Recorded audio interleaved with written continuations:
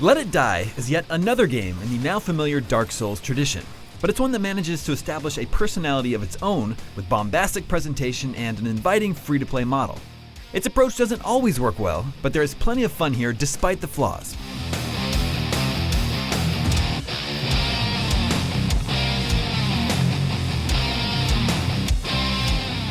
Let It Die is delightfully weird, narrated by an entertaining Grim Reaper type named Uncle Death, who skateboards around calling you senpai. The setting is attractive as well, a so-called Tower of Barbs that mysteriously arises outside of Tokyo following a catastrophic event. The idea is to make it to the top, which supposedly no one has ever done. Let It Die has some roguelike ambitions, as the levels of the tower change a bit each time you visit them. But the reliance on samey corridors and settings means these differences are sometimes barely noticeable. The combat can be fun because of its aggressive and fast-paced juggling of interesting weapons like hot irons and firework launchers. It might look like Dark Souls in motion, but it lacks almost all of the careful timing and finesse of that series. Dodging is unreliable at best, and the NPCs are obsessed with stun locks, which grows annoying as enemies often attack in swarms. The weapons themselves are laughably flimsy, having such low durability that many break after only a couple of uses. On the bright side, this approach staves off repetition since you constantly need to change playstyles. You can craft brand new weapons back at your hub if you find the blueprints, but it's often best to scavenge for drops since blueprints can quickly drain your in-game gold supply. Elsewhere, Let It Die's weirdness helps keep the experience entertaining. It shines best in your waiting room, which is stuffed with quirky characters. Need health? You'll be grubbing around for mushrooms that could be poisonous or munching on huge frogs.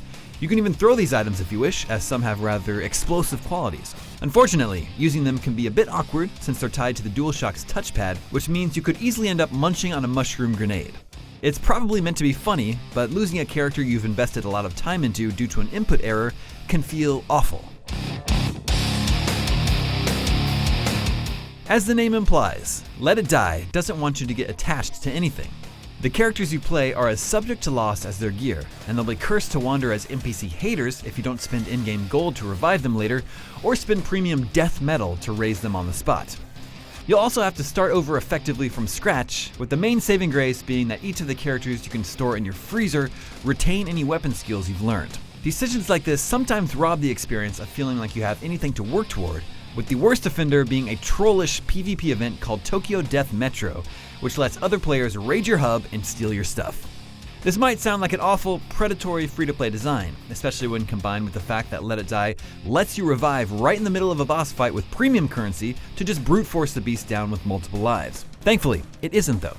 Let It Die practically throws premium currency at you just as a reward for logging in, allowing you to play for hours without paying a dime.